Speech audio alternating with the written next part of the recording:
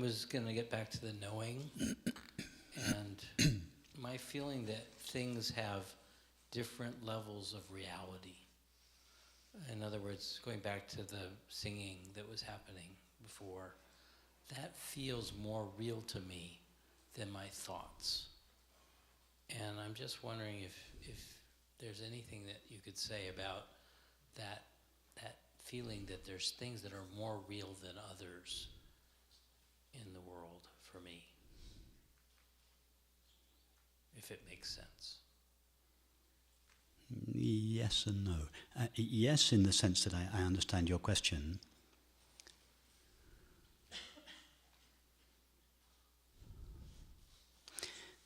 Have you ever had an unreal experience? Not since the 60s.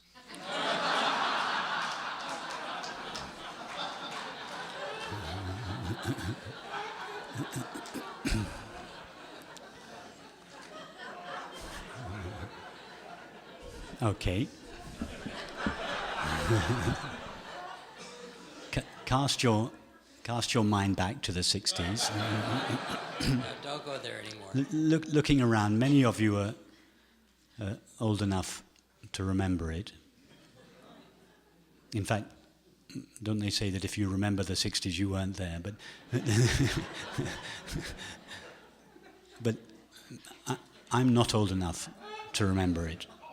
I was in my cradle, but many of you do remember these unreal experiences. So just imagine one of these LSD trips or whatever. You're hallucinating. You're flying across the universe in a bed of roses or whatever it is.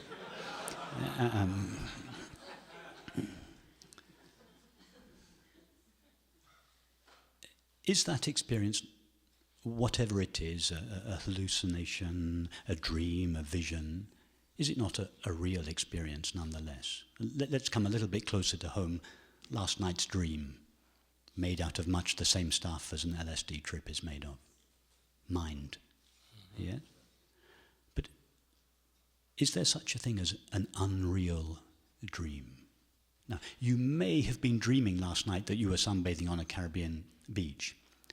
And in the dream, the Caribbean beach seemed to be made, like our waking state experience seems to be made, out of stuff called matter.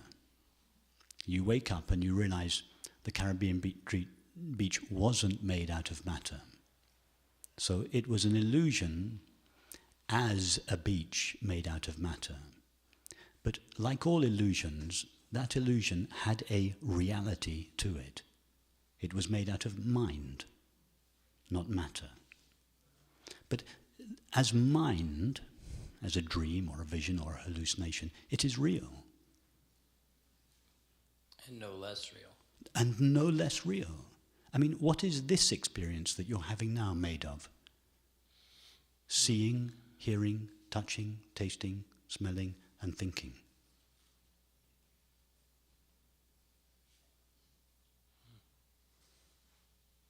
The dream you had last night is no less real than this experience. And if we explore all experience, the taste of a cup of coffee, an LSD trip, a deep depression, an ecstatic moment of joy, any experience, or rather, all experience is equally real. And all experience is made equally out of knowing. A deep depression is known. An ecstatic moment of joy is known.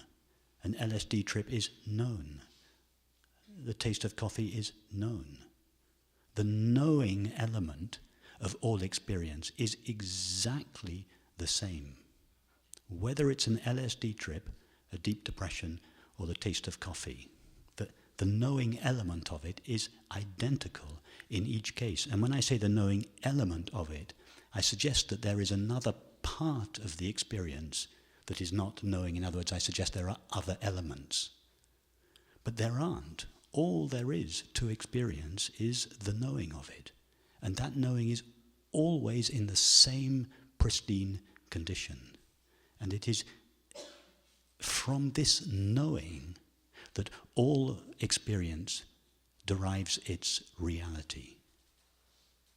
Thus, all experiences are equally real. The fact that some seem to be made out of stuff called matter and that some seem to be made out of stuff called mind doesn't change the fact that in our actual experience, and only experience can be the test of reality, all experience is made equally alike out of knowing.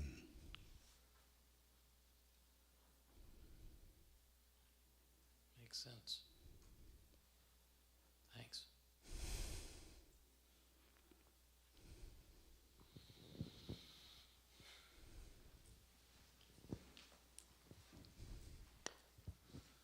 Thanks.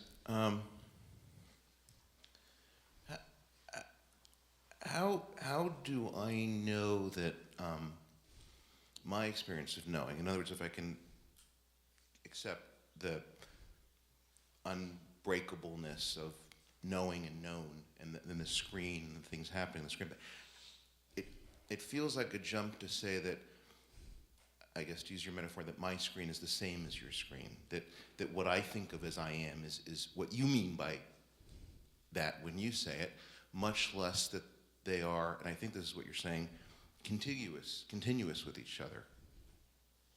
Okay.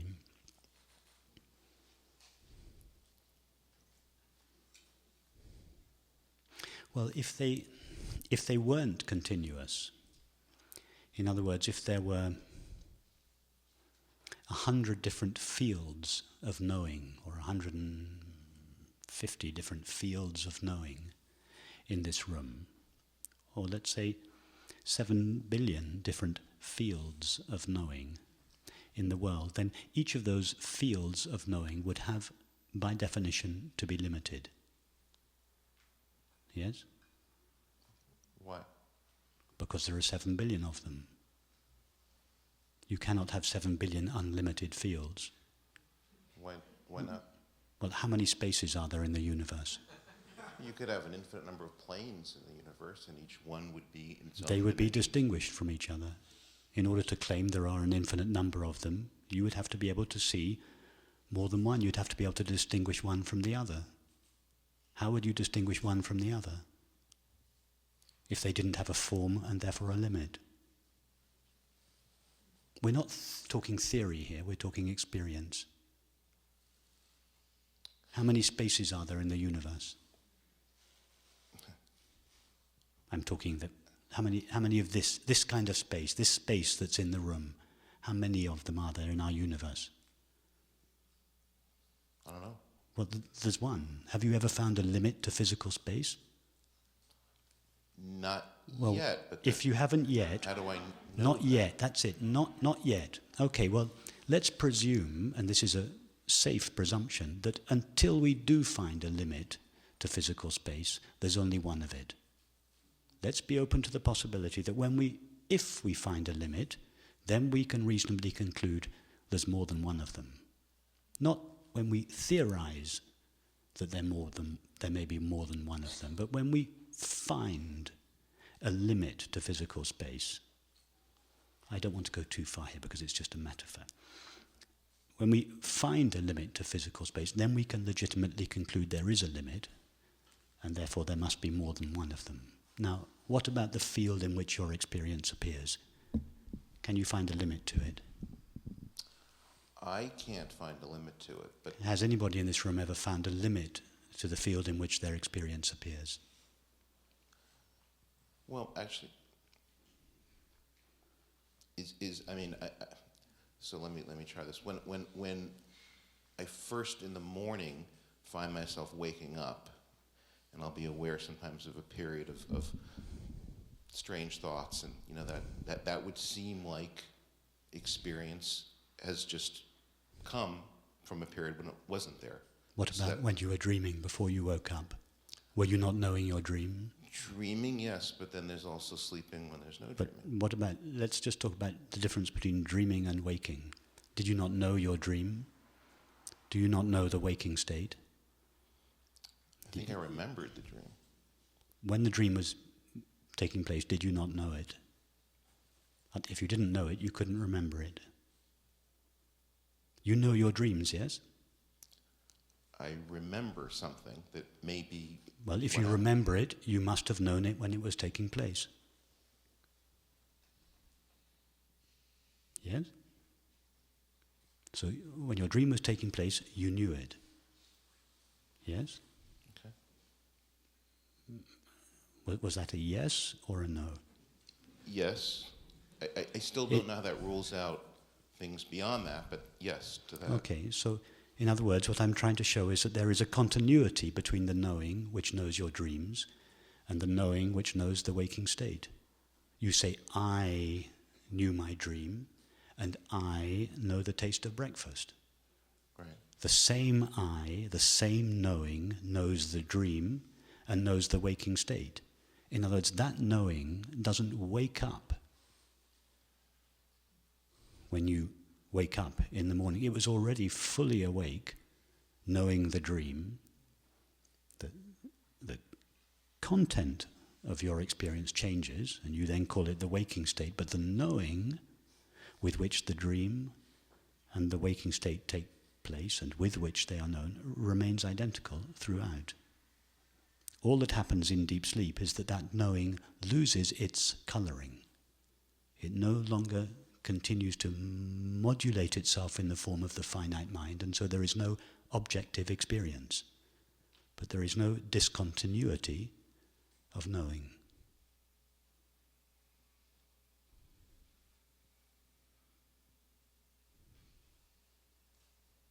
So if you explore your experience very carefully, you'll see that this knowing, consciousness, never comes to an end. When I say, if we explore our experience, only consciousness is the only one that knows. So it is only consciousness could know anything about itself. Only this knowing could know this knowing. So if we ask consciousness, do you ever have the experience of yourself disappearing? Consciousness, if it could speak, would say, no, in my own experience of myself, I am eternally present. Not everlasting, but ever present. If you were to ask consciousness, if you look around yourself, I'm caricaturing consciousness now. If you were to ask consciousness, look around yourself. Do you ever find a limit to yourself? Consciousness would, as it were, look around and say, no, I find no limit in myself. In my own experience of myself, I am without limits or infinite. And by infinite, I don't mean infinitely large. I mean infinite. That means with no dimensions at all. It means that what each of us is experiencing now, what the finite mind knows as time and space, is made out of dimensionless consciousness.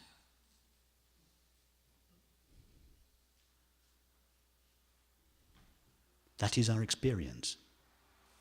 It is our experience. It is everybody's experience now. All that is being known is knowing. And it is knowing that is knowing that. And if that knowing asks itself, do I find any limits in myself? Any limit in time or space? The answer is always no. Infinite consciousness has no dimensions. It is not located in time and space.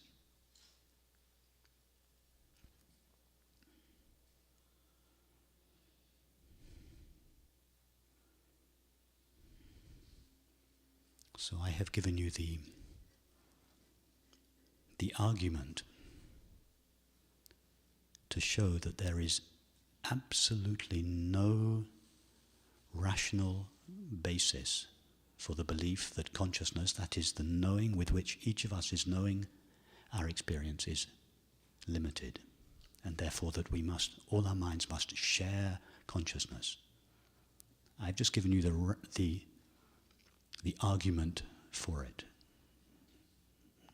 That, if you follow the argument, and if this argument has satisfied your objections, then that leaves us open to the possibility of experiencing it as such, and then living on a basis of that experience.